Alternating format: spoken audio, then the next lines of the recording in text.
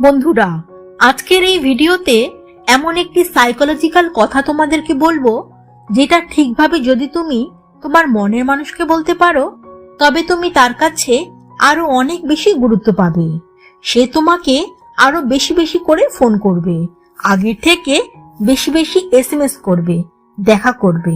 তবে এখানে বলে রাখা ভালো, সেই কথাটি তুমি যখন তোমার মনের মানুষকে বলবে, তখন তোমাকে খেয়াল রাখতে হবে সেই কথাটি যেন খুবই আবেগপূর্ণ হয়, কথাটা যেন তোমার মনের মানুষের একদম হৃদয়ে গেঁথে যায়, যাকে বলে হার্ট টাচিং ওয়ার্ডস।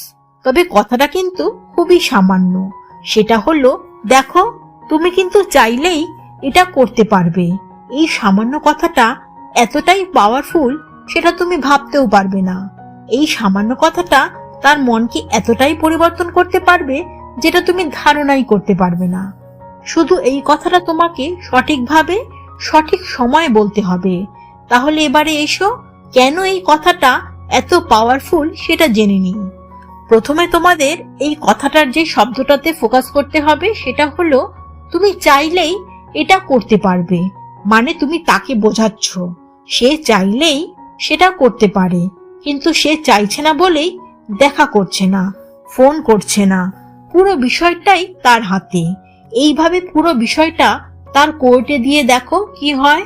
তা না করে তোমরা কি করো, তাকে বলো, আর সারাদিন ফোন করনি কেন, দেখা করনি কেন, SMS এর রিপ্লাই দাওনি কেন?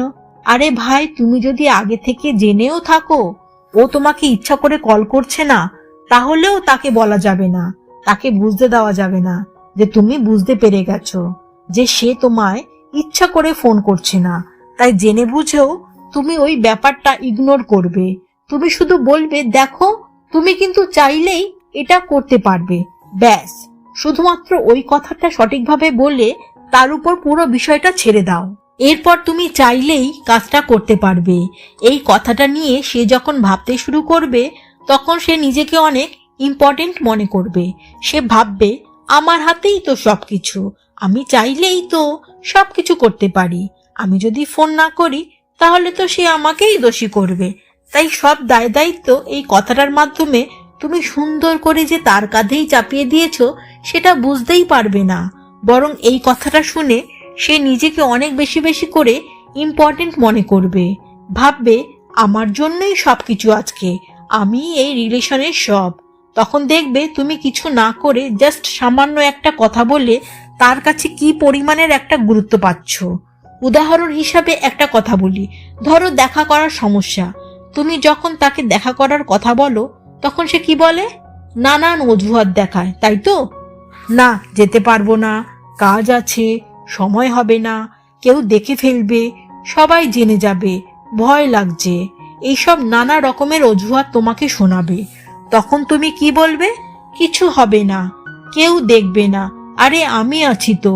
এইসব ফালতু কথা না বলে শুধুমাত্র ওই সামান্য কথাটা বলো, তুমি চাইলেই কিন্তু দেখা করতে পারো। ব্যাস, আর কিছু বলতে হবে না তোমাকে।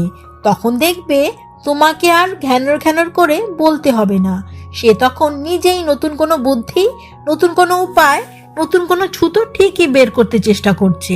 কেন বলো তো? তোমার সঙ্গে দেখা করবে বলে। কারণ তুমি তো তাকে বলেই দিয়েছো তুমি চাইলেই করতে পারতে। সে চাইলেই সব হবে, সে না চাইলে দেখা হবে না।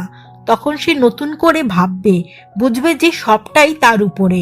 তাই তুমি ধরে নিতে পারো এই ট্রিক্সটা 100% কাজ অবশ্যই করবে, গ্যারান্টি দিচ্ছি।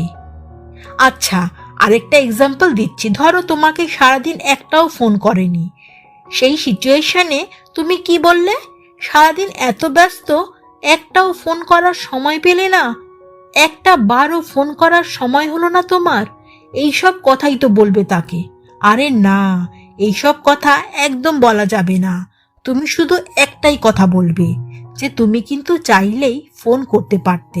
ব্যাস, এই কথাটা তুমি বলার পর সে ভাববে, আর ঠিক সময় বের করে তোমাকে ফোনও করবে, সময়ও দেবে। গ্যারান্টি দিচ্ছি, মিলিয়ে নিও।